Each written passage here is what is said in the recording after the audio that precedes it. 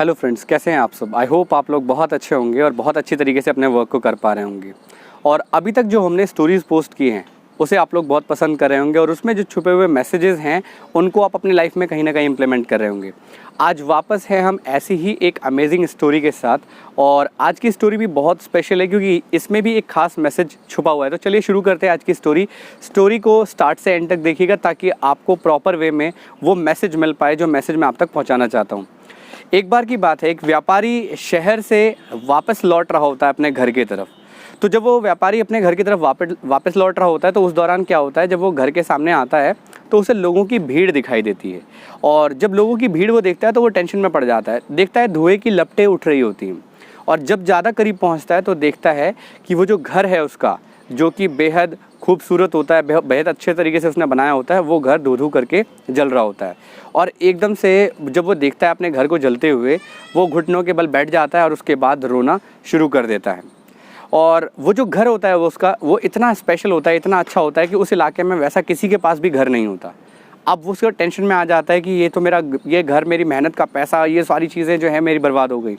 उतने में क्या होता है, जब वो घुटने के बल बैठा होता है और रो रहा होता है तो उसका जो सबसे छोटा बेटा होता है, पहला बेटा जो होता है उसका सबसे छोटा, वो उधर आता है। और उसके बाद जो है मतलब वो बोलता है कि पिताजी आपको घबराने की ज़रूरत नहीं है, मैंने इस घर को 3 गुना दाम में बेच दिया है।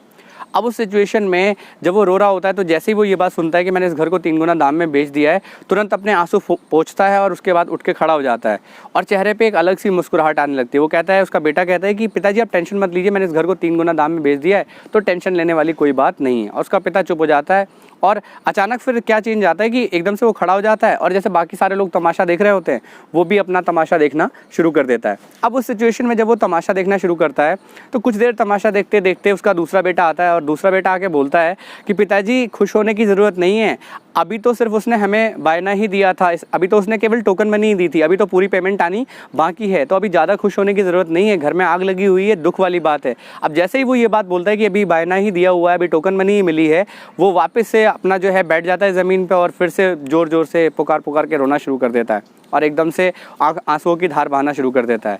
अब बिल्कुल वो रो रहा होता है, मायूस हो जाता है, दोबारा से वो टेंशन में पड़ जाता है। और इसी टेंशन में वो होता है कि एकदम से उसका जो तीसरा बच्चा होता है वो आता है और बोलता है, पिताजी आप क्यों रो रहे हैं, क्या रोने की क्या ज़रूरत है, मैं जिस पर्सन को हमने अपना घर बेचा है उससे मेरी बात हुई है, वो बहुत ही बड़ा जुबान देकर मुकरने वाला आदमी नहीं है, वो बेहतरीन आदमी है, वो उसने जो जुबान दी है वो चीज़ें वो ज़रूर पूरा करेगा, तो आपको घबराने की ज़रूरत नहीं है, हमारा पैसा पूरे तरीके से सुरक्षित है, आप कुछ भी मत करिए, टेंशन मत लीजिए बिल्कुल भी, क्योंकि आपका जो पैसा है वो सुरक्षित है।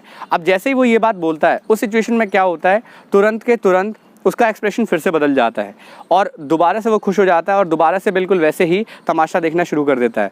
अब यहाँ पे इस सिचुएशन से हम क्या समझ सकते हैं, हमें सबसे पहले ये समझना होगा कि लाइफ में जब कोई इंसिडेंट हम लोगों के साथ होता है तो हम बहुत ज़्यादा पॉजिटिव हो जाते हैं, बहुत ज़्यादा दुखी हो जाते हैं, रोने लगते हैं, अलग अलग तरीके से अपना रिएक्शन व्यक्त करते हैं। लेकिन अगर वही सेम क्राइटेरिया किसी और के साथ हो तो जैसे इस पर्सन ने किया, तुरंत में ये रोने लगता है और तुरंत में सिचुएशन इसके फेवर में आ जाती है, तो उसके बाद ये हंसने लगता है या नॉर्मल हो जाता है। हम सब के लाइफ में एक वर्ड है जो आपने कई बार सुना होगा, इंसानियत।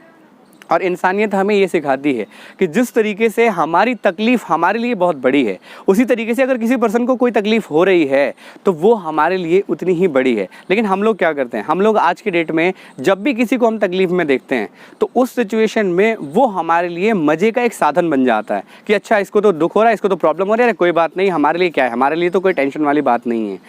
कहीं पे बहुत बार कई लेखकों ने, कई लोगों ने इस तरीके की चीज़ें लिखी हैं, मतलब आपको कई बार ये बताया जाता है, कई बार ये चीज़ें क्लियर कराई जाती है कि हमें एक सबसे बड़ा जो पाठ पढ़ना है या ध्यान रखना है वो होना चाहिए इंसानियत का। लाइफ में चाहे हम कुछ भी करें लेकिन हमारी जो इंसानियत ख़त्म होती जा रही है। आज की डेट में लोग इतना मॉडर्न हो गए हैं कि किसी के साथ कोई हादसा भी हो जाए, कोई मरने की कंडीशन में भी पहुंच जाए तो लोग एक बार पलट के देखते नहीं हैं।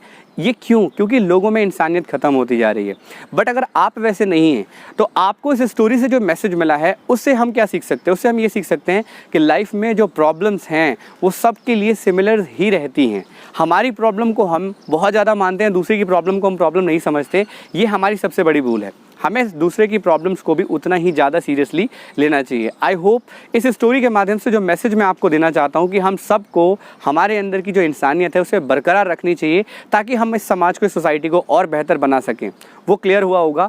अगर आपको हमारी स्टोरी पसंद आ रही है तो आप स्टोरी को लाइक करके हमें अप्रिशिएट कर सकते हैं, अपना कमेंट फीडबैक में दे सकते हैं।